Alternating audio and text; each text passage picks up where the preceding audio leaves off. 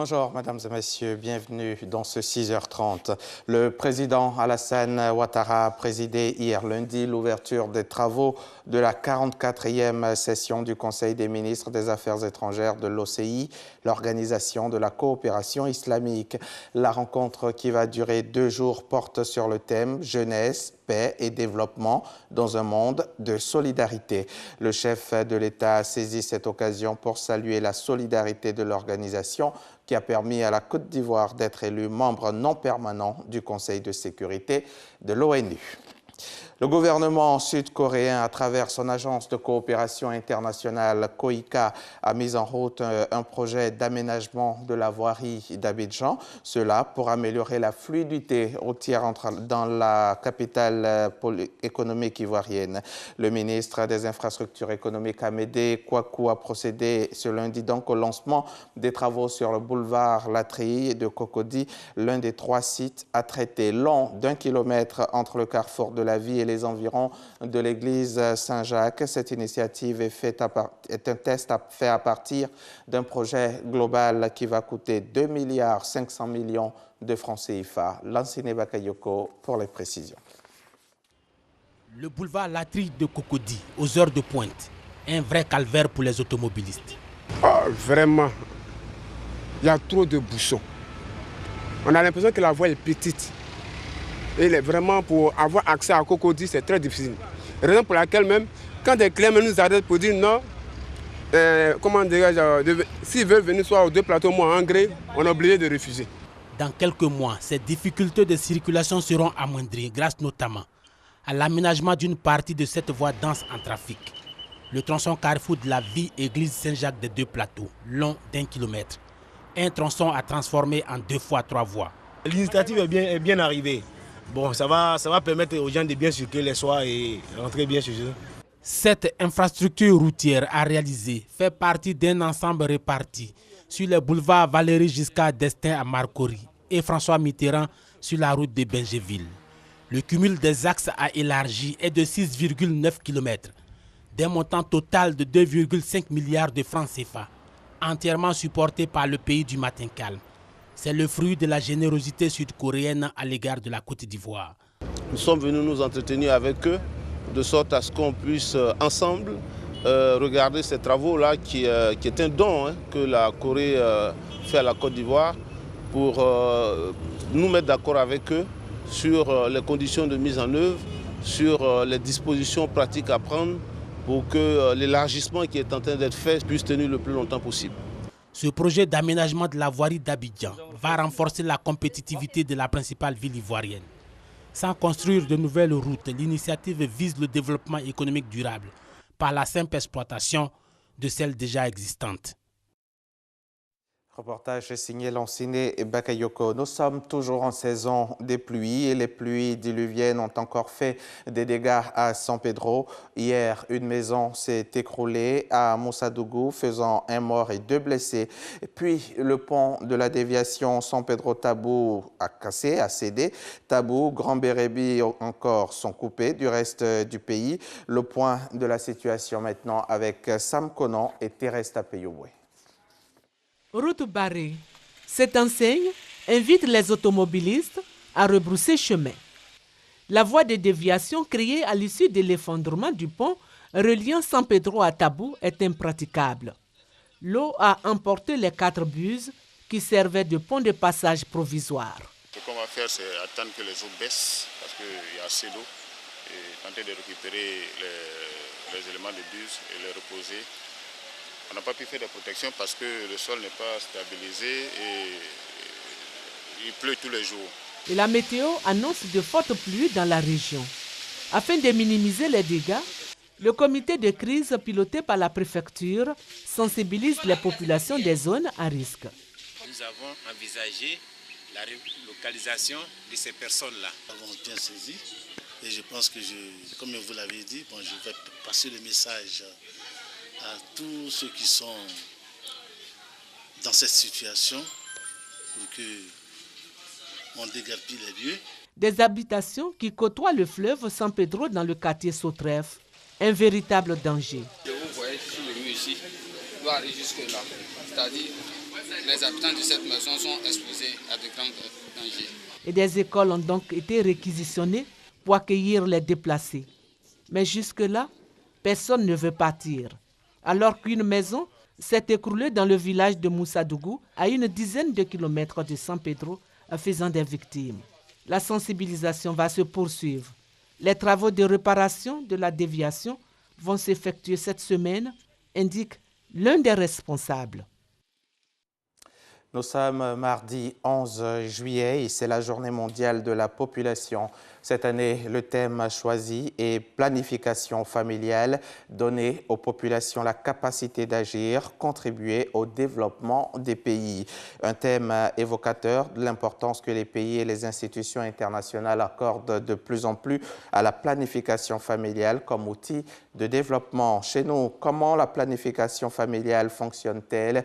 Quel est son impact sur les populations concernées et comment les partenaires internationaux aident à la bonne marche de cette politique?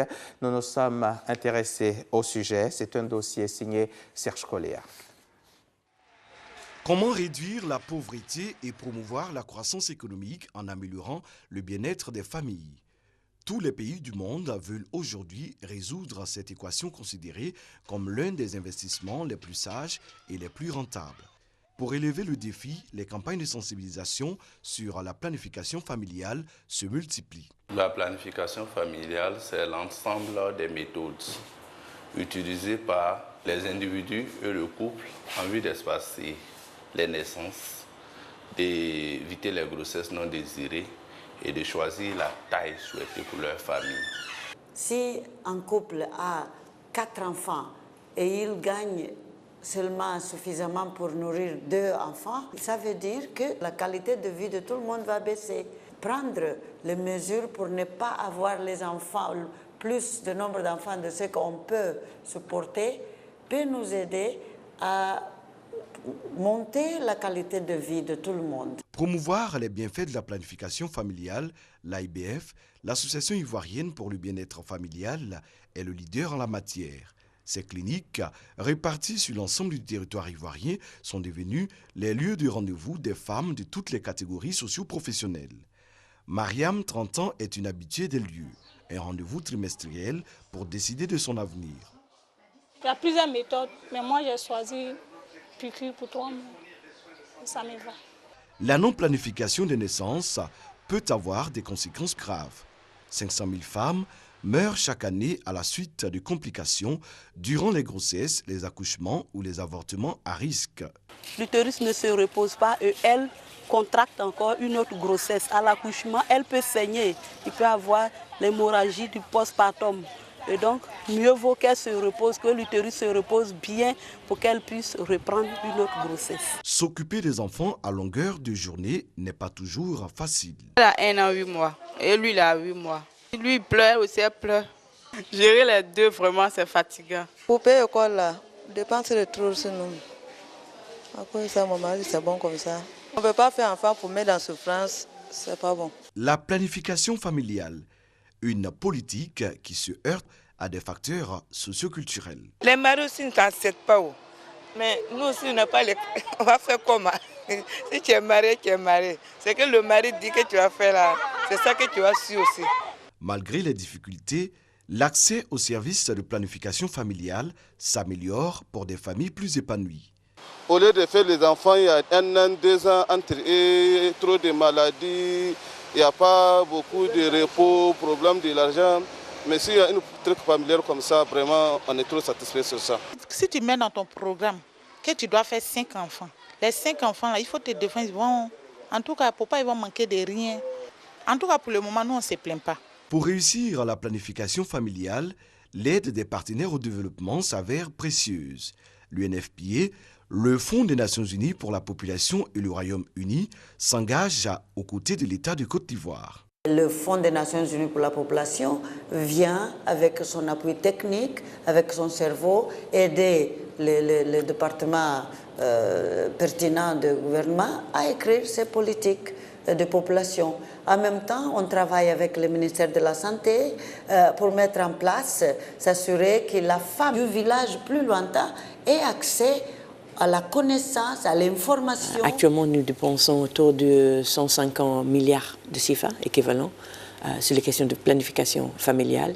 Ça reste toujours pour nous un sujet clé dans nos interventions de la coopération au niveau mondial. Ce 11 juillet, c'est la journée mondiale de la population avec pour thème « Donner aux populations la capacité d'agir, contribuer au développement des pays ». Le sommet de Londres sera l'occasion de parler des financements pour améliorer la planification familiale. Le 11 juillet, c'est cette question de la chaîne d'approvisionnement, qu'il n'y ait pas de rupture dans le stock, par exemple, parce que vous pouvez faire la planification familiale, mais vous devez passer 2 mois sans avoir accès. Peut-être ça ne sert pas à grand-chose. Au sommet de Londres, la Côte d'Ivoire sera présente. À ce rendez-vous, bailleurs et décideurs vont discuter des efforts à fournir pour aider 225 millions de femmes dans 69 pays à avoir accès aux informations nécessaires pour décider de leur sort. Reportage signé Serge Coléa. Raymond Goudou-Kofi, la ministre de la Santé et de l'Hygiène publique, a visité les locaux réhabilités du centre d'urgence chirurgicale et la salle d'angioplastie du CHU de Treichville. Coût global des travaux et de l'équipement, plus de 10 milliards de francs CFA. Ces travaux de réhabilitation viennent renforcer les capacités sanitaires du centre hospitalier universitaire de Treichville. Reportage Davis Oyo. Commentaire signé Abou Sanogo. La ministre de la Santé et de l'Hygiène publique visite le site qui abrite le centre d'urgence chirurgicale du centre hospitalier universitaire de Treichville pour s'assurer de l'achèvement des travaux, des salles de réanimation et d'opération, en passant par les bureaux des médecins. Tout a été réhabilité et équipé selon les normes internationales. Nous sommes à l'approche des Jeux de la francophonie. Vous avez visité avec moi une des salles d'opération de la traumatologie, puisque vous savez que c'est les athlètes que nous allons recevoir. Il est important pour le ministère de la Santé de mettre à la disposition de tous ces athlètes qui vont arriver, qui vont peut-être se faire mal. Il fallait donc que nous puissions mettre à la disposition de toutes ces personnes qui viennent dans notre pays des structures de qualité aux normes internationales. Direction l'Institut de cardiologie d'Abidjan, où la salle d'angioplastie a été rénovée. C'est une salle qui permet à la fois d'explorer les artères du cœur, les cavités cardiaques, et aussi réaliser des interventions sans avoir à ouvrir le cœur. Donc ça, c'est une avancée technique très importante. Et cette salle, justement, nous permet, en Côte d'Ivoire, d'être aux standards internationaux. La réhabilitation de ces salles et leur équipement ont coûté plus de 10 milliards de francs CFA au gouvernement ivoirien. Après le centre hospitalier universitaire de Treichville, Raymond Kofi Goudou a mis le cap sur la commune de Marcory, dans une polyclinique pour faire l'état des lieux des locaux et des équipements. Une visite qui s'inscrit dans le cadre du partenariat public-privé. Après une offensive longue de 9 mois et lourde en pertes civiles et militaires, la ville de Mossoul est désormais libérée de la présence du groupe État islamique. C'est en tout cas ce qu'a affirmé le Premier ministre irakien en visite dans la ville de Mossoul, Herman Guivet. Le Premier ministre irakien, Haïdar al-Abadi en personne, atterrit à Mossoul, puis s'offre une parade entourée de ses hommes dans les artères de la ville. Mossoul, un territoire presque reconquis par les forces irakiennes, car si tout laisse penser que la ville est totalement libérée, quelques poches de résistance doivent encore être neutralisées. Les combattants de l'État islamique n'entendent pas lâcher prise aussi facilement, prêts à aller jusqu'au sacrifice ultime pour défendre une cause qui semble perdue d'avance. Des tirs à l'arme automatique et à l'arme lourde résonnent encore dans la ville. Un champ de destruction, un paysage apocalyptique. La vieille ville, pendant 3 ans, était aux mains de l'État islamique. L'intensité des combats avait contraint certains habitants à quitter la ville. L'annonce de la libération de la ville de Mossoul a été saluée à Bagdad sur la place Tahrir. Les habitants de Bagdad, toute la nuit, ont fait la fête pour saluer le succès des forces irakiennes, soutenues dans leur offensive par la coalition internationale dirigée par Washington. L'actualité internationale, en bref, on est toujours sans nouvelles de nombreux militaires maliens portés disparus depuis dimanche après un accrochage avec des présumés djihadistes à une 60aine de kilomètres de Ménaka dans le nord-est du pays. Au Burundi, l'explosion d'une grenade a fait au moins 5 morts et une quarantaine de blessés dimanche dans le nord du pays. Un bilan encore provisoire puisqu'une dizaine de personnes se trouvent dans un état grave. Un mode opératoire courant au Burundi, même si les attaques de ce type se sont faites plus rares ces derniers mois et que celle-ci s'est déroulée dans une localité jusqu'ici très calme. C'était la première audition par le juge d'instruction de Nasser Zefzafi à Casablanca ce lundi.